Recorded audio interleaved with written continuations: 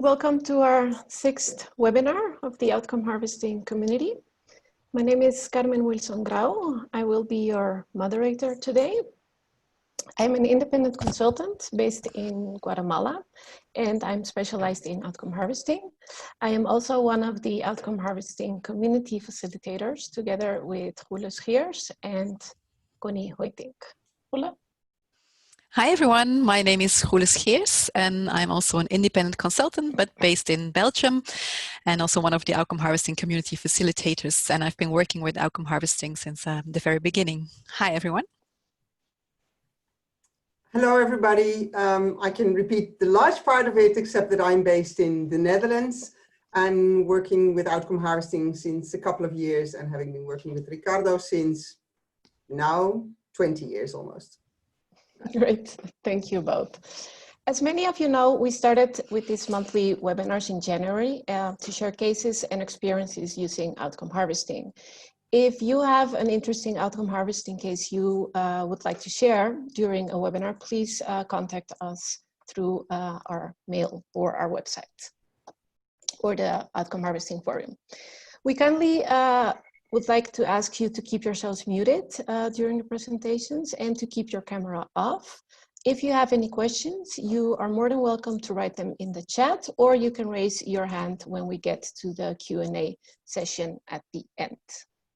This webinar is being recorded and will be made available to the Outcome Harvesting community members and also on our website. For this webinar, we have a 30 minutes presentation by a Q&A session. I am pleased to welcome our three presenters of today. Leon Hemkemeyer, he's Programs Coordinator at the European Partnership for Democracy.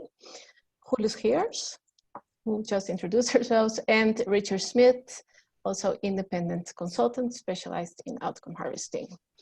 The European Partnership for Democracy commissioned an evaluation to assess its dialogue process in 9 countries. Outcome harvesting was chosen as a method, and the EPD staff worked closely with the external evaluators to conduct the evaluation. In this webinar, the presenters will explain the division of tasks between EPD staff and evaluators and discuss the lessons learned. In addition, they will present how the findings could be used for internal learning and improving the dialogue approach. That said, I hand it over to Leon, who will start with the presentation. Leon, over to you. Yes, thank you, Carmen, and hello, everyone. My name is Leon. I work for the European Partnership for Democracy. One word about the European Partnership for Democracy. We're a network of 15 European organizations that work in different fields of democracy support. And as the Secretariat, we are based in Brussels. And yeah, we engage in advocacy, knowledge production, and programming. Those are the 3 pillars that define our work. And so the evaluation that's being discussed today fell into that last pillar of programming. So we evaluated a project. It was called Inspired Plus. It was an EU-funded project that supported civil society, but also other actors in identifying, analyzing, and monitoring domestic policies that hindered the full implementation of UN human rights and ILO labor rights conventions. And we did that in 9 different countries. So they were spread across the globe, including Armenia, Bolivia, Cabo Verde, Georgia, Kyrgyzstan, Mongolia, Pakistan, Paraguay, and the Philippines. And the one link that all of these countries have is that they have a trade scheme agreement with the European Union, which required the partner governments to regularly demonstrate progress in achieving UN and ILO conventions in exchange for tariff-free access to the EU market. The project was implemented from December 2016 to June last year, so a total of 2.5 years. And EPD led the consortium together with 2 of its members in the network, the Netherlands Institute for Multi-Party Democracy and the World Leadership Alliance Club de Madrid. And then in the countries, activities were led by what we call hosting structures. These were civil society partners that each facilitated a different process, a different dialogue process. And as a last word, we used a method that we had developed. You see the cover of the book, of the operating model here on the right side. It's called Inspired, and it's our approach to how we think inclusive and participatory policy dialogue should be structured. So why did we choose outcome harvesting? There are several reasons. As you might have understood already, to us, the project was quite complex. We had 9 different countries, with countries such as Pakistan with millions of inhabitants, and a country like Cabo Verde with only 500,000. And so these are very different countries. The dialogue processes are very different, and they also focus on different UN and ILO conventions. And so we knew already of outcome harvesting a bit, and we knew, okay, it could help to address complex projects. And that was one of the reasons. Another reason was that in the log frame that we had, or sort of logic of intervention that we had at the project management level, didn't specify outcomes per country. So we had integrated outcome areas in the log frame, but we didn't have any country-specific outcomes there. We knew about the inherent focus on social actors we had an inherent focus on social actors and policy in the project. And we imagined that outcome harvesting would help us with its focus on actors to capture that change. The project was also quite brief. It was initially 2 years. We extended it to 2.5. And so we thought a focus on behavioral changes would make sense rather than following a different evaluation method, such as in a larger impact assessment. In preparation for the webinar, I went through old emails here that I had sent to convince my colleagues at the time on why we should use outcome harvesting. And you see a quote here in an email that I sent. And it relates to that second point that I made that we didn't have a log frame, and we really needed to know, okay, what has actually happened at country level.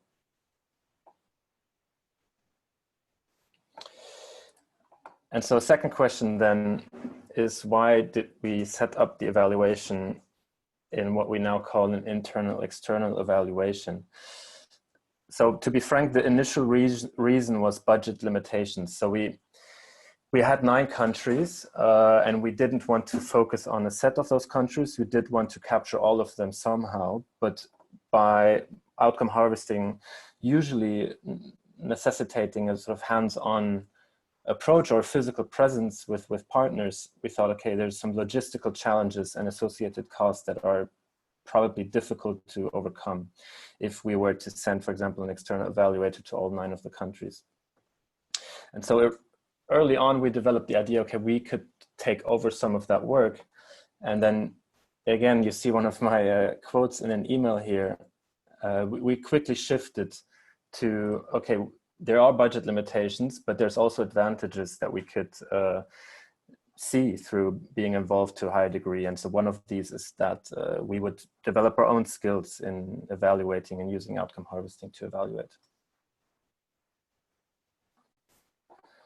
So in the end, we went ahead with the evaluation. We worked with Rule and Richard over a period of approximately 5 months.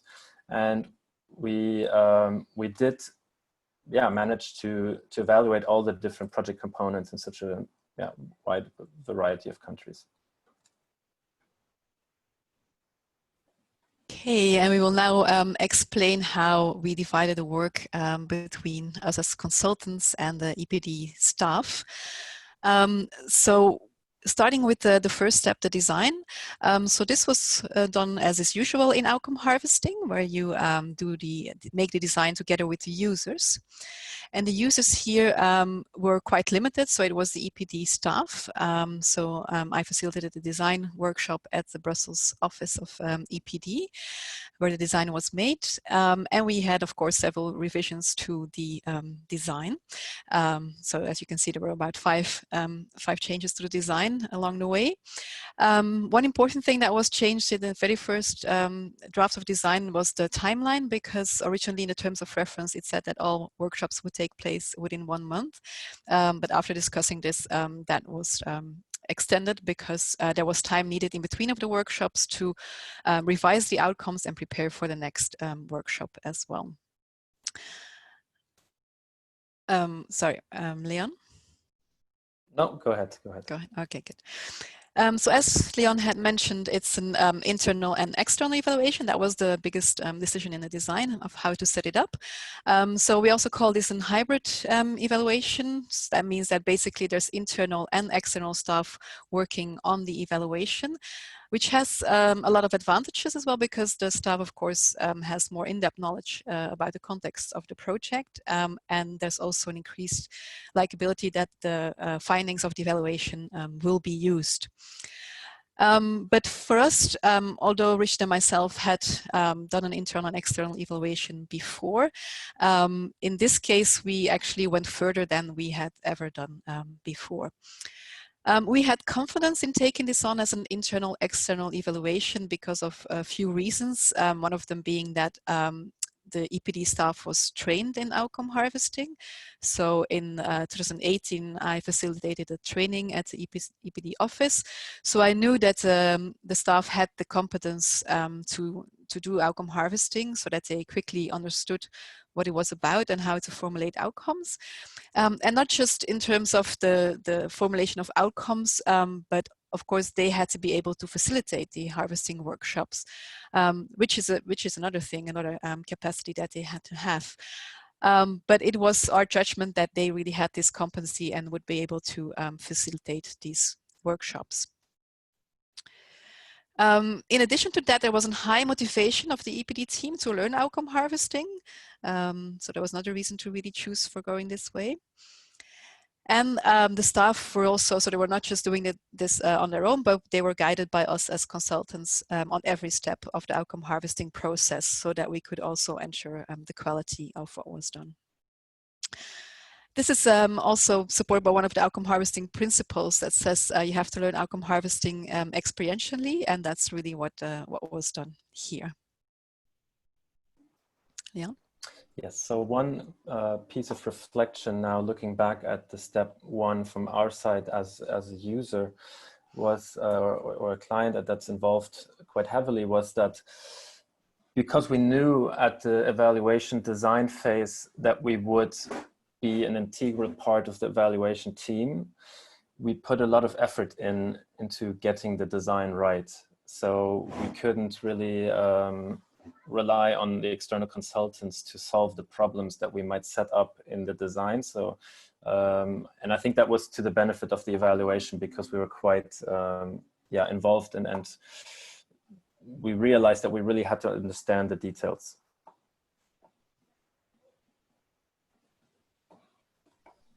Great. Hello, everyone. I'm Richard Smith, independent consultant. I'm going to tell you about some of the steps as well.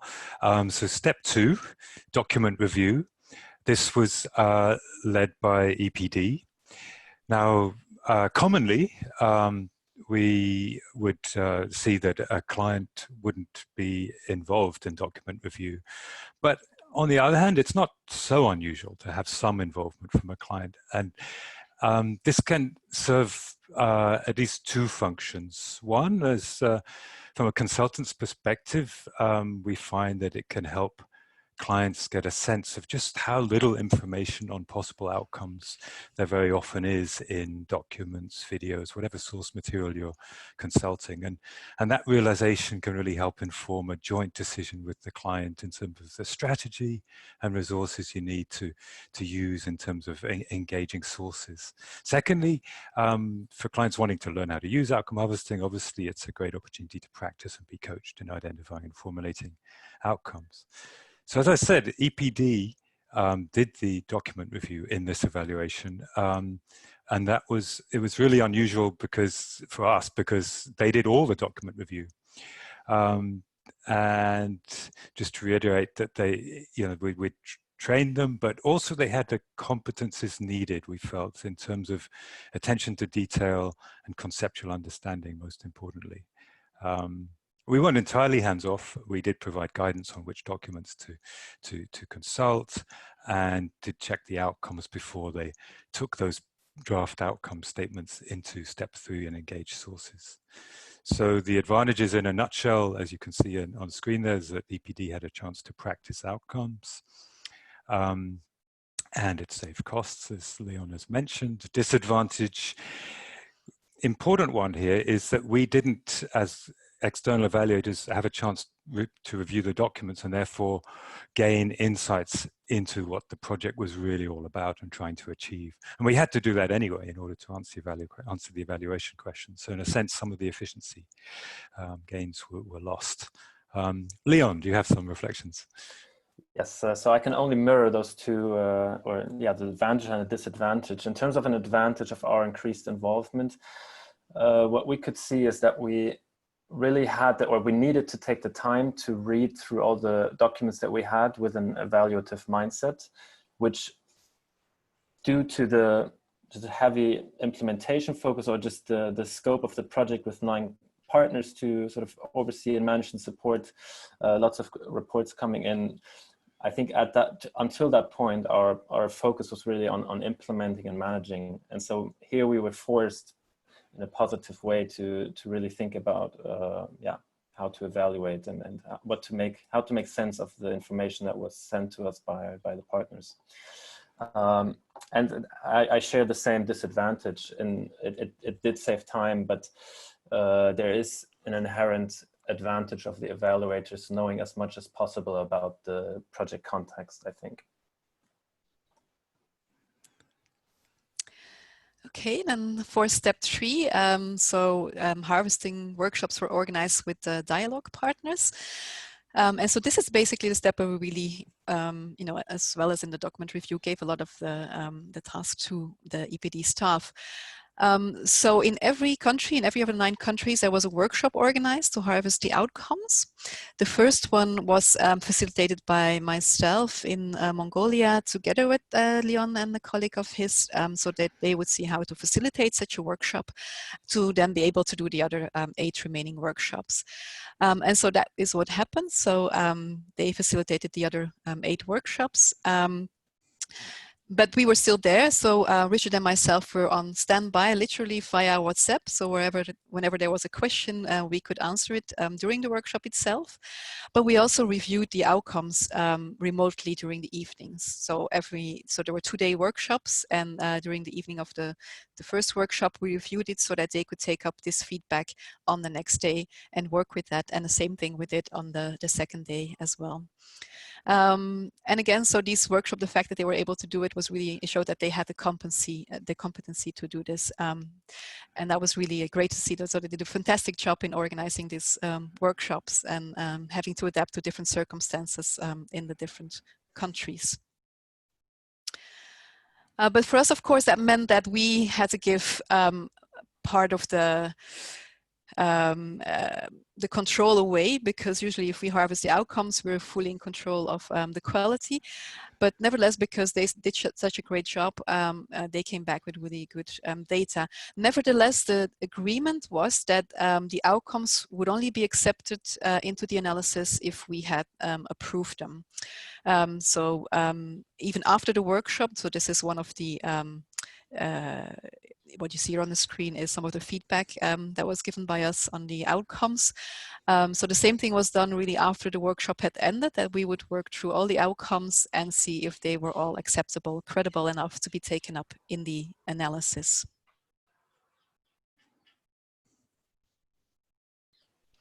Right, so like Hule said, we did the initial workshop together with her, we coached through it.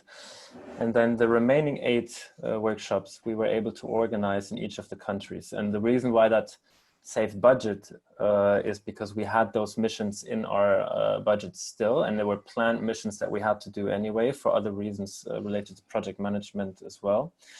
And so we fitted in those workshops into those last missions. So I personally participated in or facilitated 5 workshops, and 2 of my colleagues in the project facilitated 2 other workshops, and then the last workshop was facilitated by a national consultant that was engaged early on in the project.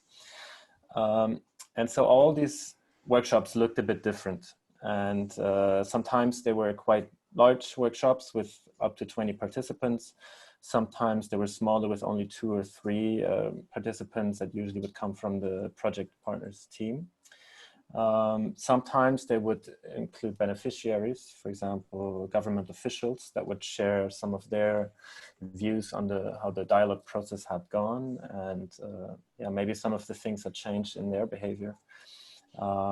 Sometimes they were implemented in the maternal languages, sometimes in English. And also with regards to the partners, sometimes the partners grasped the concept quite easily, and there wasn't really a need to revise the method as such throughout the workshop, but sometimes you have to go back and yeah, remind or refocus, I'd say, the discussions and yeah, way to think about outcomes. Next slide. So in the end, yeah, we were able to harvest 123 outcomes from 9 countries. And again, I have a few reflections on advantages and disadvantages. In terms of an advantage, it really allowed us, similarly to what I've mentioned on the project reports, it allowed us to work with our partners in a different way than we had before. And we really saw it as a joint learning exercise and what was achieved together. Rather than really focusing on implementing and sort of the administrative work that was necessary. It also allowed us to approach target groups, so government officials on a different level, not only in terms of content of the policy discussions, but also about the perception of the process. And that was really interesting for us. And in some cases, we saw that the workshop as such sort of became an integral part of the policy process, and that it facilitated the building of further trust between, for example, civil society and government officials. Now, a disadvantage that I saw, or let's say another disadvantage, maybe difficulty, was that it was sometimes not easy to remain fully objective, because we had obviously personal relationships with lots of our colleagues, and often there were yeah, different biases at play too, where a partner might think that they need to prove themselves on how well they have implemented. And then it always took, and then there's an interesting dynamic there, and it always took us explaining again to say, look, it's not, from our perspective at least, an accountability evaluation, but we really want to understand what happened. Another disadvantage is the time investment that it took for what we call ping-ponging, I suppose, via email on a number of outcomes after the workshop had already ended. So that went well after the actual days of the workshop in some cases, and that was quite difficult. One more thing to note on what Hule had mentioned, the review by the external evaluators was done after the first day, usually like a full review of everything that had been harvested until that point. And that was very useful. And yeah, I wouldn't have wanted to work without that guidance after the first day, because yeah, they gave valuable guidance that we could take into the second day, and already initial questions that we could clear on the second day. And usually the time difference also worked in our favor, so that usually worked out quite well.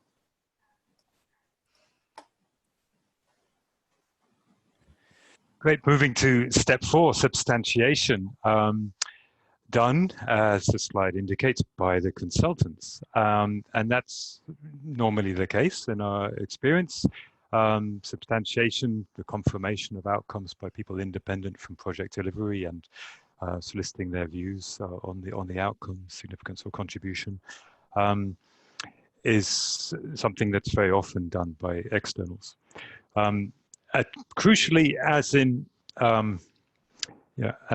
all good practice outcome harvesting, the decisions on the purpose of the substantiation, the selection of outcomes, the criteria for selecting outcomes, and the threshold for accepting outcomes as substantiated was all joint decisions with the client. So while led by the consultants, it wasn't entirely without EPD input, far from it. The main purpose was to confirm the accuracy of outcomes, and we consultants did this step in particular because part of the purpose of the evaluation was accountability to the European Commission. And also because of this very strong role that EPD did play in data collection, and hence the independence of substantiation process became especially important. But as we'll see now when looking at the results of the substantiation, EPD were involved again in deciding what to do, because while the substantiation did confirm the outcomes from 8 of the 9 countries, for a 9th country, we struggled to get responses from substantiators. We only got 1 response. We weren't able to identify other substantiators because all those who really knew about the process had been involved in the process, so they weren't truly independent people we could go to.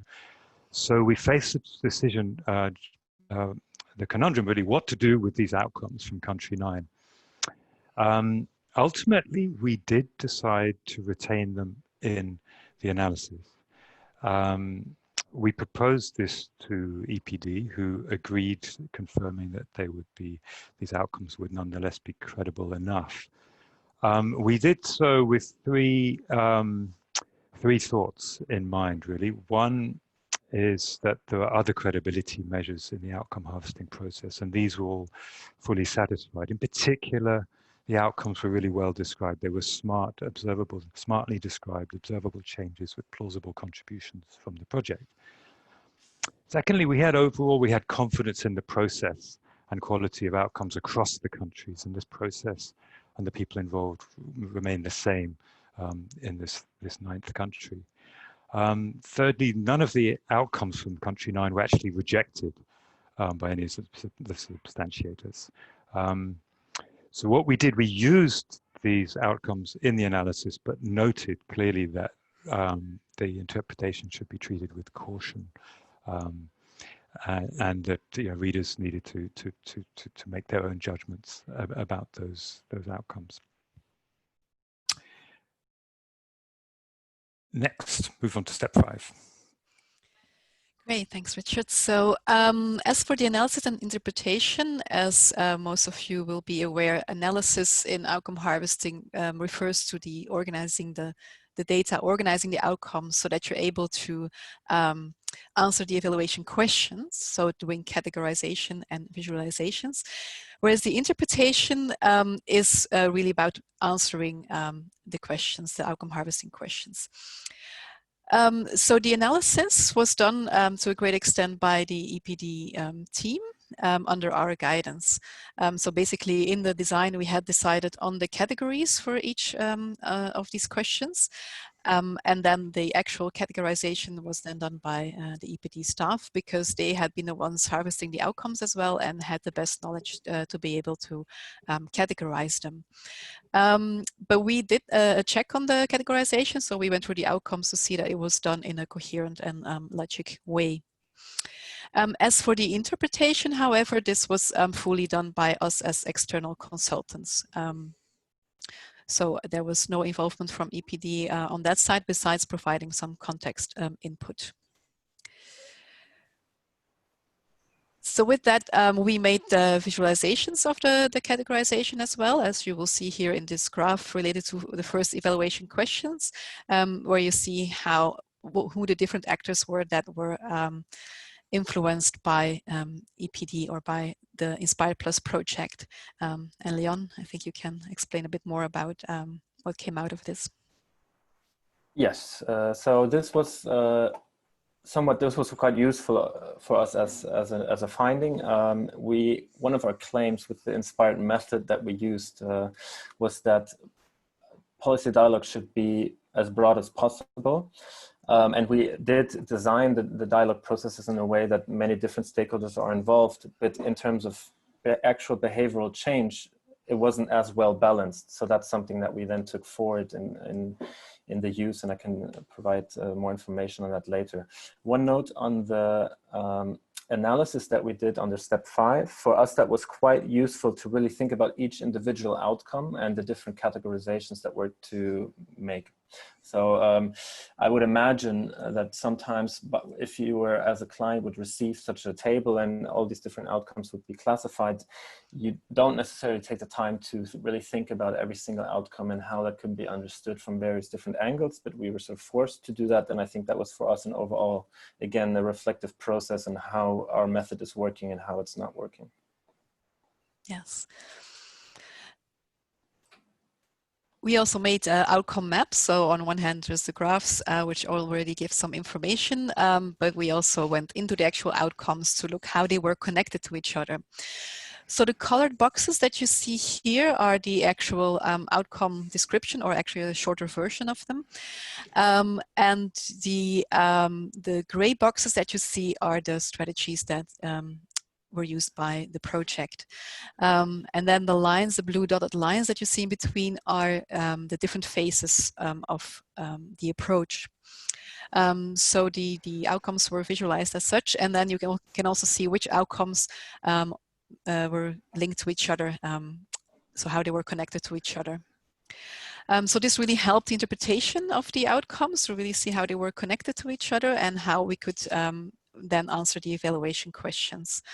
The prototype for these maps were made by us as consultants, and then there was somebody at the EPD office who made remaining visualizations, also to save in our time and cost in that way.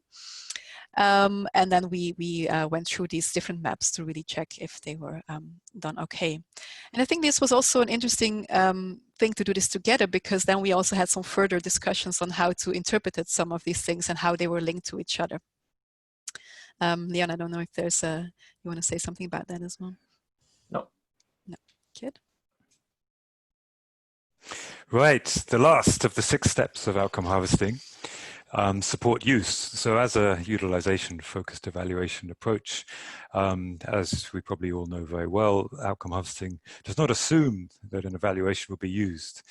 So as well as the design being participatory, we have step 6, support use, which can involve consultants facilitating discussions with users, presentations, summaries, graphical communications of findings, or any manner of other kind of support to unpack and facilitate reflection on the findings. But in this evaluation, we consultants only had an indirect role in supporting use by building EPD capacity, as Leon has mentioned, in terms of their practice, in terms of evaluative thinking and reflecting on the outcomes and developing them in the first place.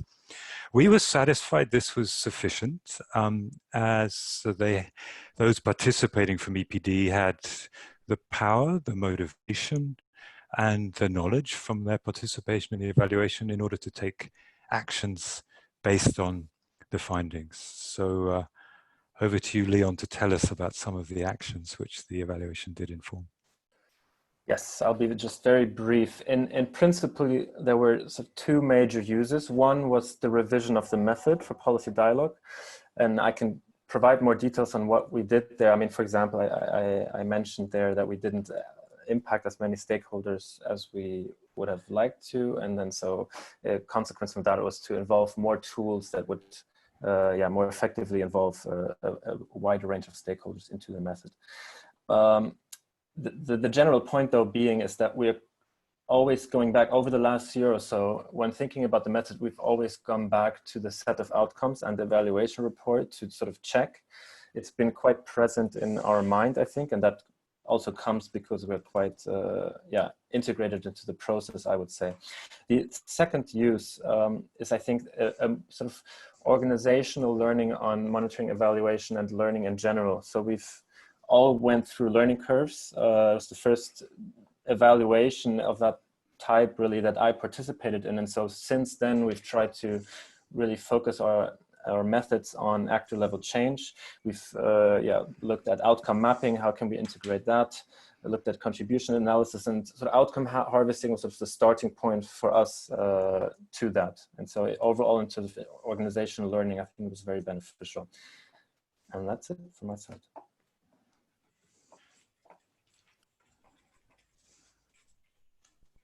Great, thank you, Leon, Richard, and Hula. Very interesting to learn more about how you made this internal, external outcome harvesting evaluation, how you adapted the methodology. We will continue now with the questions. We have already some questions in the chat box. I will, if you have other questions while we are answering those, please raise your hand. I would like to ask Ponge to unmute himself, and you can also start your video to ask your questions. You are the first one, so you can begin.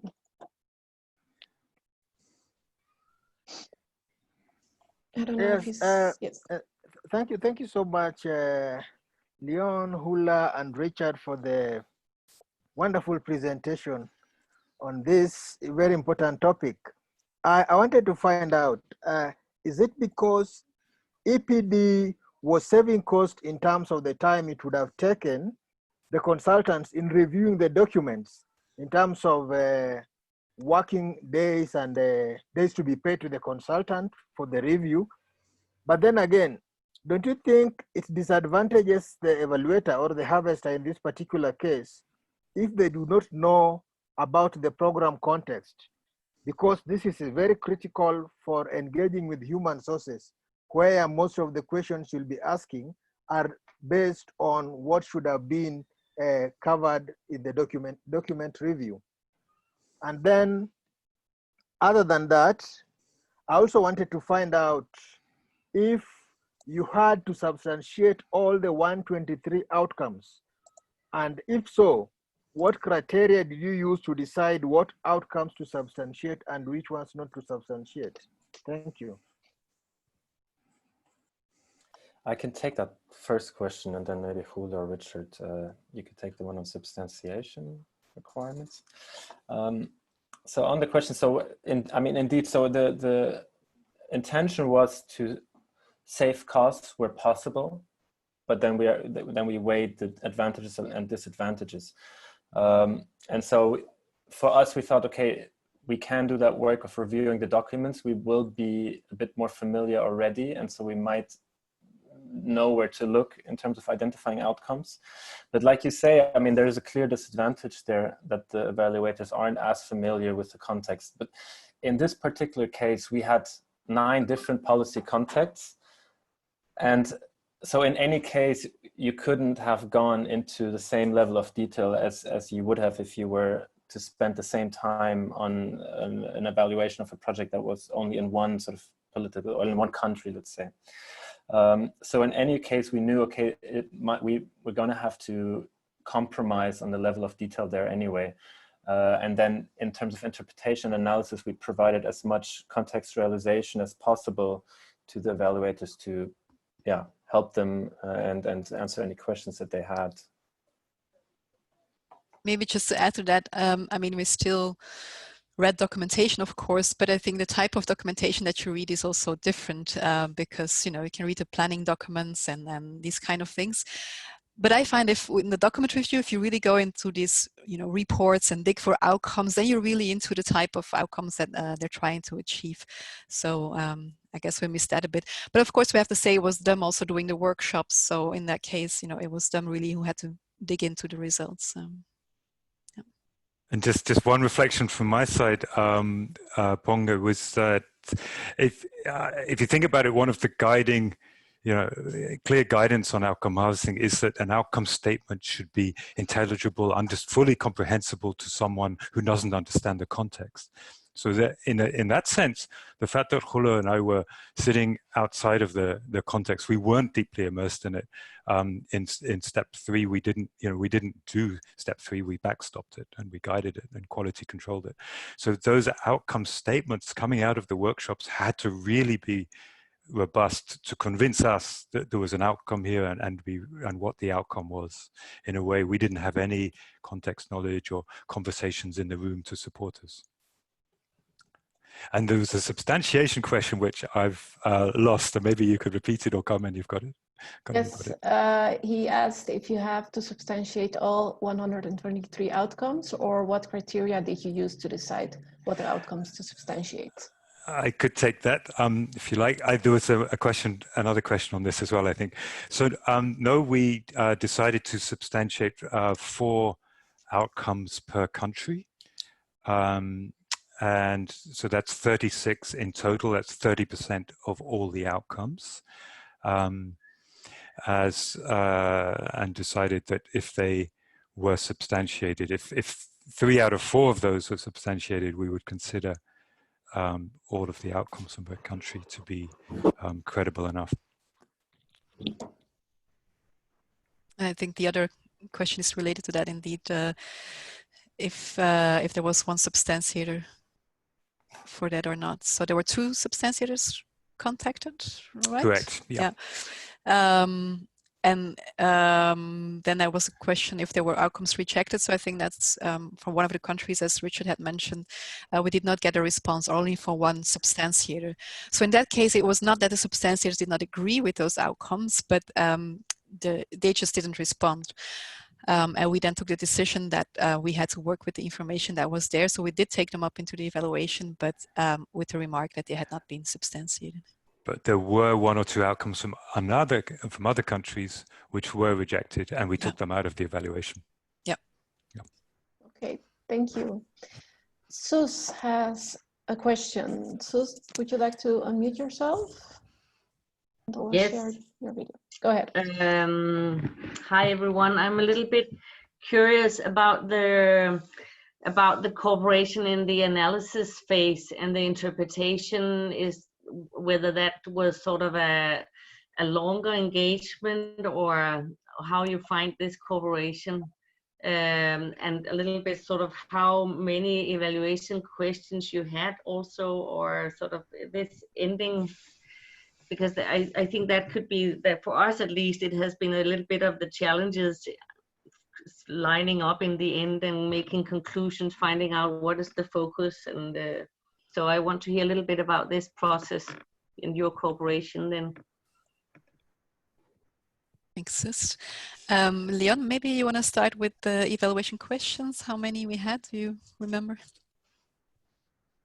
Yeah, I think it was at least 4 evaluation questions. They were quite basic. It was like about the social actors that the project had influenced, what type of contribution the project had made to those outcomes, if there was any progress towards the overall log frame, and if there was a potential to for sustainability, if there's anything pointing towards a sustainable continuation of the particular outcome, and also one of the type of change.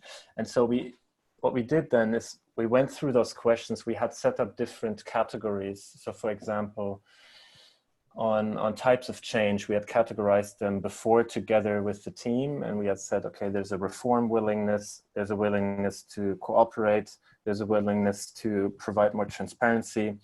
And so that we had agreed, and that with Richard and Hule, and then we as the team went through each outcome and we made, an analysis essentially, and we put what we thought the type of change we saw there per outcome, and then that was handed to Hule and Richard for the interpretation.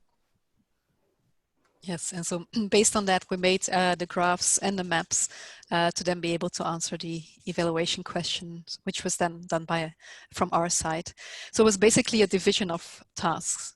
It's not that we had analysis workshops or these kind of things. Okay, thank you. Richard, would you like to add or? Nothing on that one, thanks. Okay, great. Next question is from Nick. Nick, would you like to unmute yourself? Yes, thanks. I'm just trying to remember which question I posed first. I'd like to hear about how the EC people. Yeah. Okay, thanks, Carmen. Yeah, I think I guess for Leon, I wondered, I'm having some discussions with my own donor on some programs where we use harvesting. And they tend to be rather critical of the biases involved and how it's difficult for harvesters to appropriately assess their contribution to change. And so I've experienced some pushback from, well, let's call them the donor departments on how reliable or rigorous or really, accountability purposes wise, this is outcome harvesting is a good approach, and particularly the way you set it up here with the mix between internal and external. So I was just curious, did you engage at all with the European Commission people behind your program, and how did they respond? Yeah, hi Nick. Yeah, we did. So I mean, or let's say in general, I think it always comes down to the particular individual that's in charge of managing that project from the donor side, and his or her willingness to try something. I mean, there are guidelines by different units within the European Commission on how evaluations of their own programming, but also then externally funded projects should look like. And it's usually something like, okay, there should be, you know, these certain set of criteria, and then that's always the DAC plus EU added value. And there are long guidelines, but so point being, I think you can make things work within those guidelines if you approach it well. So we still structured our evaluation report according to guidelines corresponding to criteria that corresponded to the guidelines, sorry. So using OECD DAC criteria, but we quite transparently argued that the method that was used will be stronger on certain of those criteria. And then we said, okay, efficiency, we're not going to be able to tackle, for example, or value for money, things like this. And the task manager at the time accepted the TOR in that way. And then we went ahead and yeah, conducted the evaluation. Yeah, so I think it really, I mean, there's guidelines that you should follow, but I think it comes down to the person. In general, I think there is an openness by the Commission as well to try, but Hula also has engaged with quite a few of officials in the EU. I don't know if you have anything else to add, or yeah. I think you're right. It really also comes down to individuals. So there are people who are really keen on using outcome harvesting. There are others who have a different mindset. So I think there's not one way, you know, in dealing with the European Commission. But yeah, I mean, I did do a training for them a while ago with a lot of people who were interested in using it. So I think it's really just give it a try and go into a dialogue. Thank you. Okay, Richard, you okay? Yeah, I think people can be open to it, and as Leon said, you know, you can not just with the Commission, but others who very much typically want the DAC criteria all to be followed. You just have a upfront kind of dialogue to where the strengths are and where the limitations are, and if you wanted to use something alongside outcome harvesting, and then great, use it. But I think there are so many cases now where it's gained traction even in such certain circumstances. Thank you. Next question is from Barbara. Barbara, would you like to unmute yourself? Hi, thanks everybody. I love this presentation. It was so interesting for all sorts of reasons, but I have a question about significance. I saw on the one chart that you rated the outcomes against significance, and I have only bumped into trouble when I engage with groups about criteria for significance. Sometimes I find that what goes to the top are the high-level intended outcomes. So if it's advocacy, then the highest significance will be the policy change, and less significance will be, you know, building out a bigger community or whatever. Anyway, I'm fascinated. I'd love to know how you negotiated significance, please. Thank you. Well, I think as a starting point, we had rubrics for the significance rating, but Leon is probably best because you were in the workshops, only did the first one, to say how it was like during the workshops. Yeah, so we were, I mean, as any evaluator in a workshop would be, the first filter, I'd say, on the different levels of significance. And yeah, we asked questions, essentially, do you think this outcome is as significant as the other one, when we thought from our perspective that something doesn't match? And in the end, it is quite, and so you solve it through dialogue, I think, but in the end, it is still somewhat subjective. And also, once we had done a workshop in one country and we went to the next one, then it was difficult to take that also into consideration. So I think if you look at significance, you should really reduce your focus on a particular country and compare those outcomes with each other. And then there's a second filter where Hula and Richard, we, in that initial review on day one, and then also afterwards, if there were certain outcomes that didn't really match, then a question was asked, and we reverted back to the partners and tried to come to a sort of joint understanding.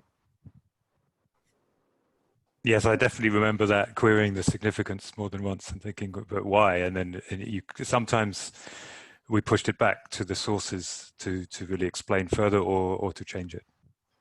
But from my perspective, ideally you'd have everyone in the room and you could really standardize the approach across all of these 9 countries. As Leon said, I think there's some limitation to the comparability between the countries because that wasn't the reality. But of course, also in the analysis, we had a country focus as well in there, right? So in that sense, it was really useful. Okay.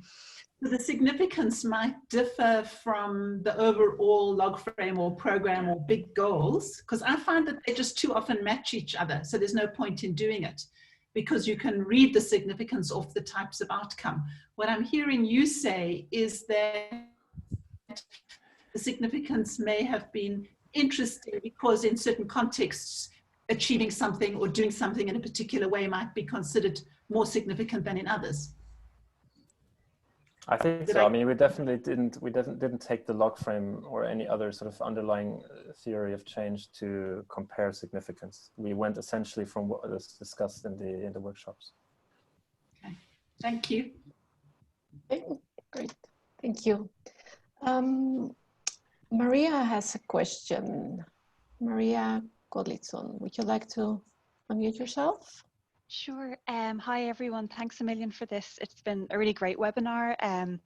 In Christian Aid, we're using outcome harvesting as a monitoring approach. So it's great being hearing about that sort of struggle between, I guess, rigor and objectivity, but then ownership.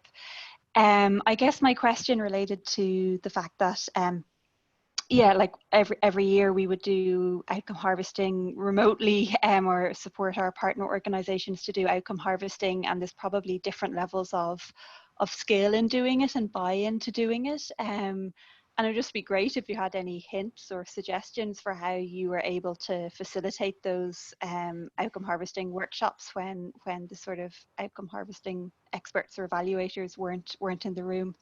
I'd really appreciate that. Yeah, that's a good question.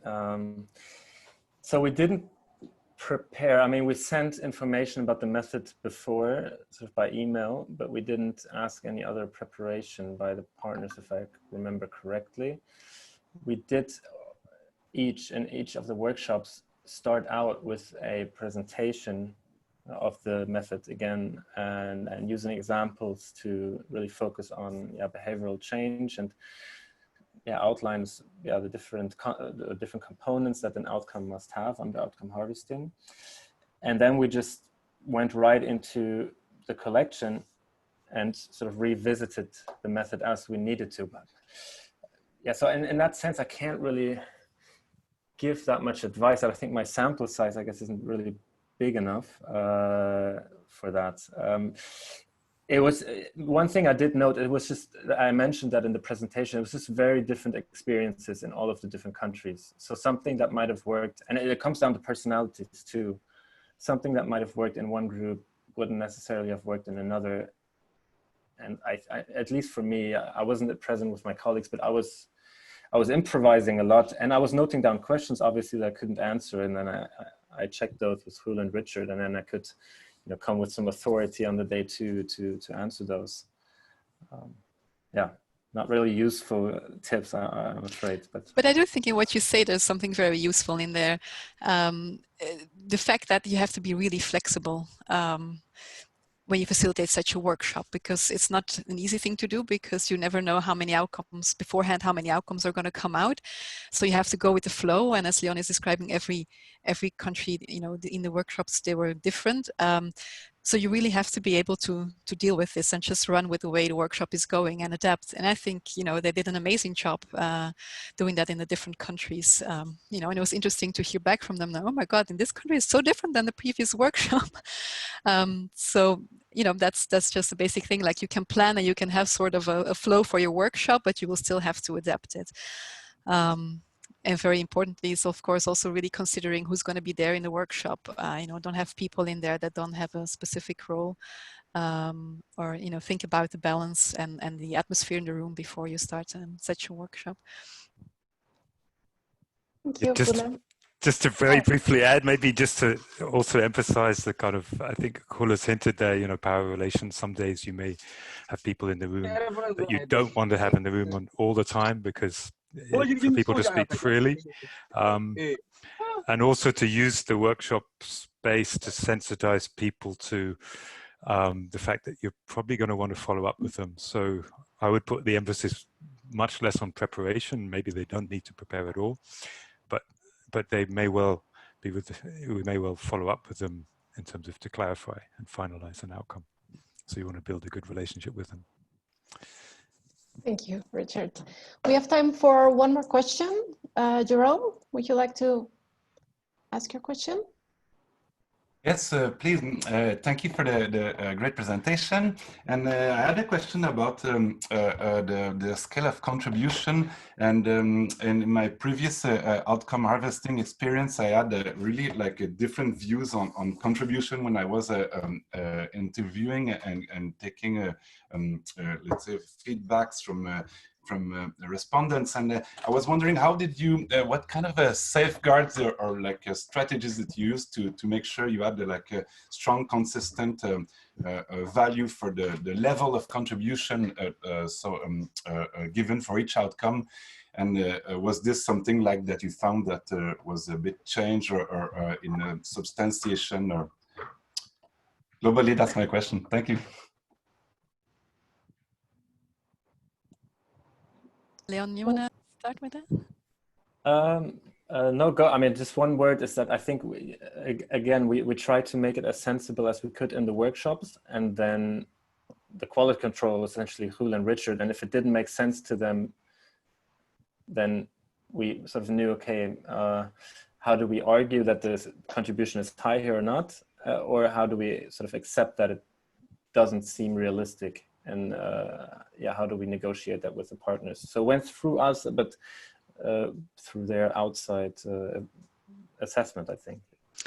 Yeah, and that is really so when we were reviewing the outcomes, and you know, for the contribution it's even more, it's easier than for the significance even, because you know, you can see if there was something, you know, very big described in terms of contribution, then you know, it's highly likely that they had a big contribution. But if you just see like one little event and they say they had a huge contribution, then you know, you can question that. So I think that was indeed, as Leon describes, the quality control on that. But okay, correct me if I'm wrong, we didn't, what we did in substantiation was to substantiate the contribution part of the outcome statement, not the contribution rating. So I think your question there, Jerome, was perhaps did we use substantiation as a cross-check, and we didn't in this particular evaluation.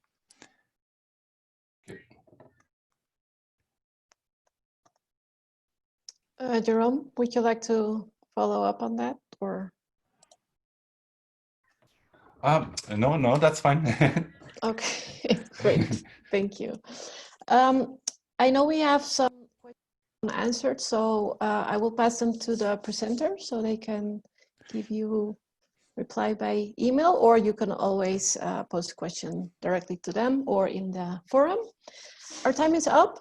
I would like to thank our presenters, Leon Hemkemeyer, Richard Smith, and Julius Geers, for sharing your experiences applying outcome harvesting in an internal-external evaluation. Thank you everyone for participating in your engagement, asking questions. We will send around the link with the recording and presentation, which also can be found on our website. And I would like to invite you to our next webinar, which will be held in June. It will be about using outcome harvesting to evaluate Systemic Changes in Agricultural Research for Development. We will send the invitation within the outcome harvesting community and also on our website in the coming weeks. For now, thank you again to our presenters. Thank you also to Hula and Connie for assisting organizing this webinar. And thank you everyone for your participation. See you next time, everyone. Bye. Bye. Bye-bye.